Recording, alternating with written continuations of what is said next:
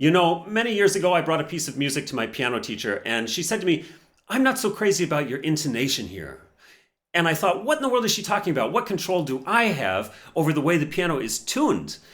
But as she explained to me, she wasn't talking about the way the piano is tuned. She was talking about something much more important, much more critical and crucial to piano playing. And the piece that we're going to listen to and watch in today's video is the perfect opportunity to talk about this. We're listening to Patrik Pietschmann performing the theme from Schindler's List. If you don't know the movie, it was, of course, an enormous success.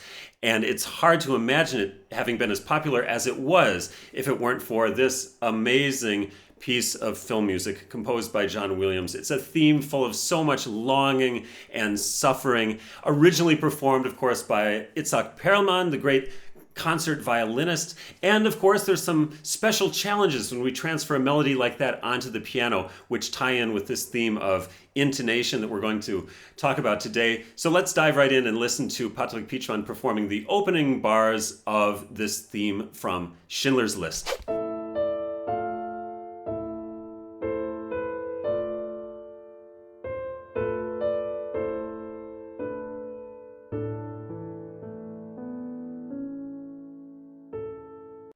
All right, so that's the introduction to this amazing, memorable theme, which we're going to hear in 1 minute. And I like the way that he does at the end, this really nice suspension resolving to the C sharp. So more tension is a little bit stronger, and then the C sharp less. He does that really well. What I don't understand, however, is the way that he sits on this first note. Because if you listen to the harmony of these opening bars, we have our tonic chord, our sort of home base right away, but we move to this chord, which is much more intense. It's our minor, sort of minor 4 chord, you could say. And it only makes sense to be going to there right from the beginning. Same thing in this measure, to here. And if you sit on that opening chord like he does a bit, then you don't have that sense of tension and leading into the second chord that you hear when the orchestra and the violins in the orchestra and the wind instruments perform this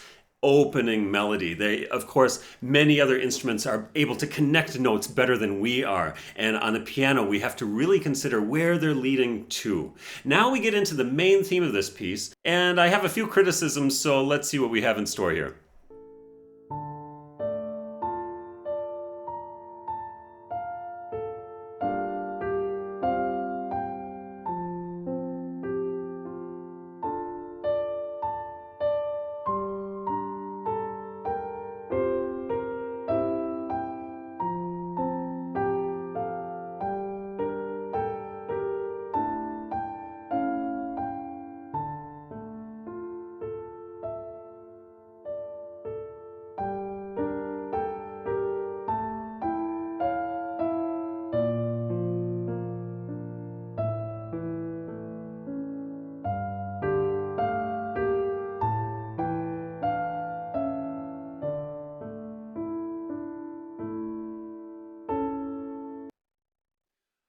So one of the things that I just don't understand right off the bat with this is why in the world would you play this theme at a different tempo and a slower tempo than the introduction of the piece? The whole purpose of the introduction in this piece of music is to set up the theme.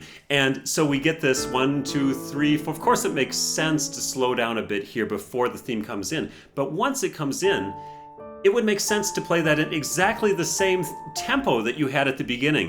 And that's the way that it is, of course, in most performances. So I find that very strange. And if you listen to Itzhak Perlman's recording of this piece, one of the things that you'll notice that he does with it is creating this enormous sense of tension between the notes. And that's, by the way, what we're talking about when we're talking about intonation. Intonation refers to the way that one note connects to the next. When you sing, you feel this automatically. When you play a string instrument, you feel this automatically because you're dragging the bow across the string. When we play piano, it's unfortunately almost too easy to play notes like this and just play them without sort of any sense of feeling the connection between the notes. Now, when you think about this melody, what's so interesting about this melody is that it is composed to a very large degree of leaps. Normally, we will learn when you're writing melodies, you're supposed to make, primarily steps and maybe a leap here and there. But in this case, we have so many leaps, and you have to ask yourself, why did John Williams do that? Why did this idea pop into his head to create this melody with, if we look at it, leap, leap, leap, leap, leap, leap, leap, leap, and then a couple steps at the end. It's so full of leaps. The reason I think, and this might not even have been a conscious decision as much as it was sort of an unconscious one, is that inherent in these big jumps is the sense of suffering, of longing, of the pull between those notes. So when you listen to Itzhak Perlman perform this piece, one of the things that you notice that he does with it, first of all, he moves it substantially more. The tempo is substantially faster. But even more importantly, I think, he really uses some rubato. In other words, taking and giving time as necessary, as demanded by those leaps between the notes, to give us a sense of the push and the pull and the tension between all of those harmonies. I'm going to show you a little bit what I think should be done here in order to make that melody a little bit more effective. And of course, these are just my opinions, and you're free to say, Jason, you're crazy. But in my opinion, I think what we need, and this is what Itzhak Perlman does, at the beginning of this, it needs a little energy to get going. So we have dum, bum, bum, bum, bum, bum. He does this on the violin, and then keeping it pulling forward, but really feeling the tension. And it takes a little time. Dum, bum, bum. And you notice the second time, so the first time in the melody we get up to the B flat. It's also a very emotional interval, this flat sixth, right? But the second time, up to the C, substantially more.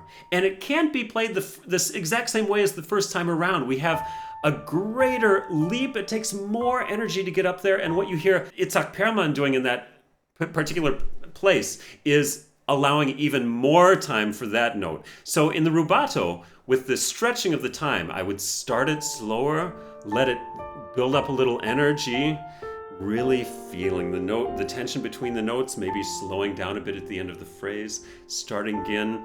The second time you don't have to do as much because of course we've heard it already, but when we get to this new interval, taking a little bit of time there will really help this go. And then moving it forward, yum, bum, bum, ba, yada. The tension, this is what we call the intonation. Listen to that interval, the B flat to the A. Whoa, what a crazy interval. And on the violin, of course, you have this, you're pulling the string way up like this. On the piano, it's all too easy to just do this. And so a lot of times that goes by the wayside. The arrangement is fine, nothing wrong with the arrangement. But the performance of it, I find to be just a little too matter of fact with these notes. And I think it needs to express that longing and that pain that is inherent in this melody. Now, continuing along that same line of thought, when you're feeling the connection between the notes, it's almost impossible to lift your hand between them, right? Because you're feeling da-yum on an interval like that. And what you'll notice sometimes if you watch his right hand when he's performing this melody is that he'll actually lift up the fingers between the notes.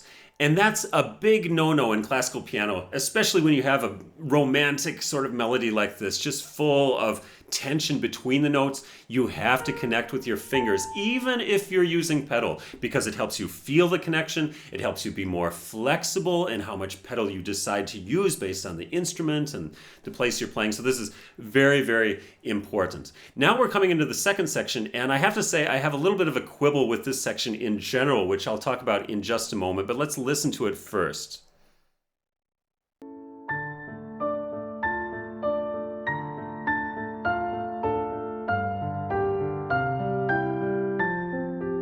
When you're playing octaves, it gets even harder to connect those notes, of course, because we are unable to connect them with the fingers in the way that we are when we have individual notes. So I think here also there could be more rubato, same thing as at the beginning, more rubato and more sense of connection between the notes. Now, my problem with this section, and we'll stop right here. My problem with this section, it makes no sense to me to perform this second section slower than the first, particularly given the way it's written. We have this more impetuous accompaniment in the left hand. So it only makes sense to me to play it a little tiny bit faster, or at least the same speed as we were doing before. 3, 4, 1, 2, 3, 4, 1, 2, 3, 4, 1, 2, 3, 4, 1, 2, 3, 4. Taking a little bit of time between the phrases and stretching when the melody requires it and when we have those big leaps. He slows down here for this second section, and it feels to me so sort of anticlimactic in a way to suddenly take this out of tempo and move back. It doesn't really work. Let's continue on.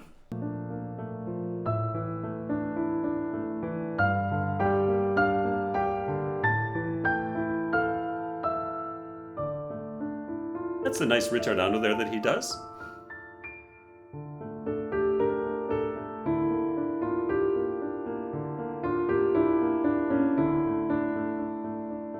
Yeah, you know, when you listen to an orchestra perform this middle section is even more sort of impetuous.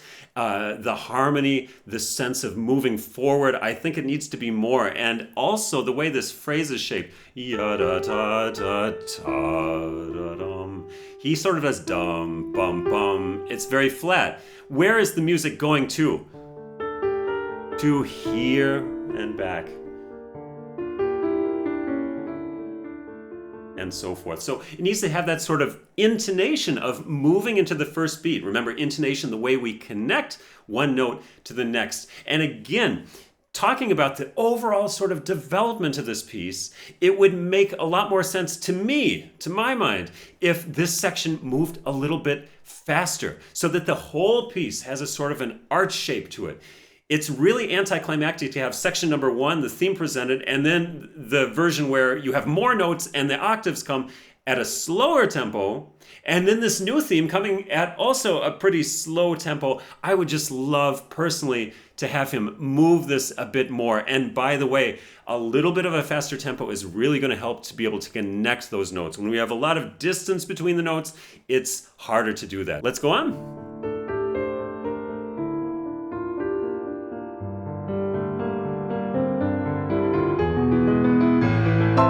Yeah, and that to me, this comes too much out of nowhere. I would love to hear da da dum ba da dum ba da dum bum. So you're leading into that better. Again, starting slow and soft and big crescendo. And this to me, it comes too much. Just suddenly we have this and then that left hand out of nowhere. I would really love to hear a better transition there.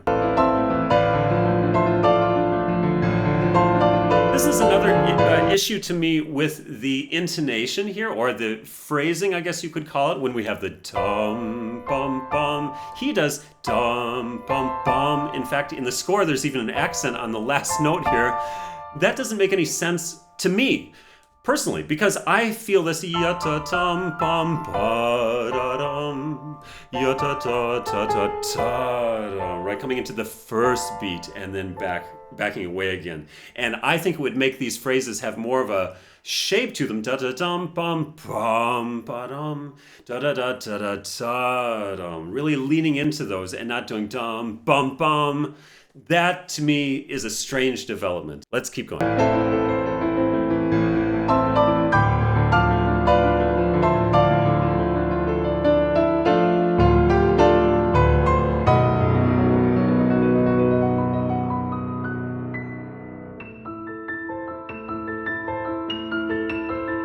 Yeah, this section also seems to me sort of strangely anticlimactic in a way. Now, I understand that this is supposed to be sort of softer music, but it also, the way it's written, has this kind of impetuous quality. And I would love to hear it go just a bit faster. Very light, like crystal, if you'll excuse the reference. Very light and more emphasis on the top notes.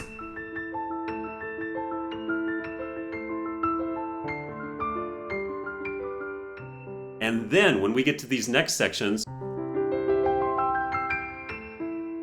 having more of a sense of a vroom really taking us there, more shaping in those phrases. Now, I really appreciate his arrangement. I think he's done a good job arranging this piece. I really like the idea here with the kind of, like I said, sort of crystal notes here, crystalline texture. Very effective, but the shaping of the phrases I think could be better. Let's continue. And you notice, by the way, when you watch his fingers here, he's actually emphasizing the second finger. You'll see it really kind of hit the key from above. And in my opinion, it's the top ones which we should hit, and these ones, these fingers should be as soft as possible. So we're dropping on the top note, and the other ones much less and on the surface of the keys. And I think that would help prevent this from becoming sort of too fingery like this and loud. We really want to focus on the upper notes there and to take the other ones sort of down a notch. Continuing. Yeah, see, you hear how all of those notes are kind of heavy.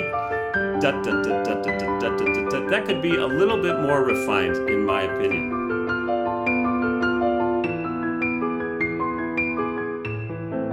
And then even more of a sort of more of a crescendo there. I would love to hear it.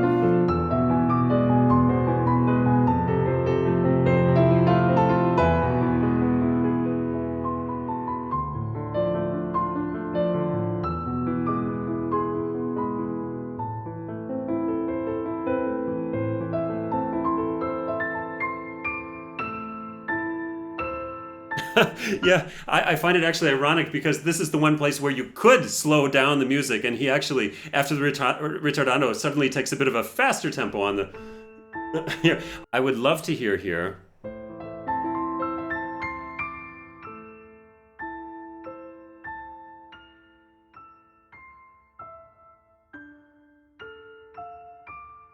You know, even more slowing down, like a reminiscence. Continuing on.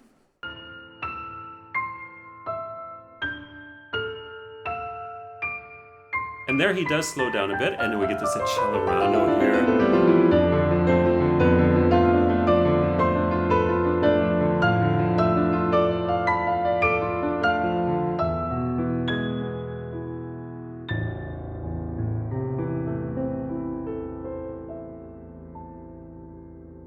Yeah, I mean, you know, one thing I would probably do here with the bass, instead of emphasizing kind of all the notes equally, which tends to make the music sound a bit heavy, trying to emphasize the bass and then being lighter on the notes in between so it doesn't interfere with the melody on the top. Sometimes you hear that the left hand starts to cover up the right hand because all of those notes are a bit too busy. If I can do dum and keep the other ones in the background, then my melody won't get covered up so much and I can do something like this.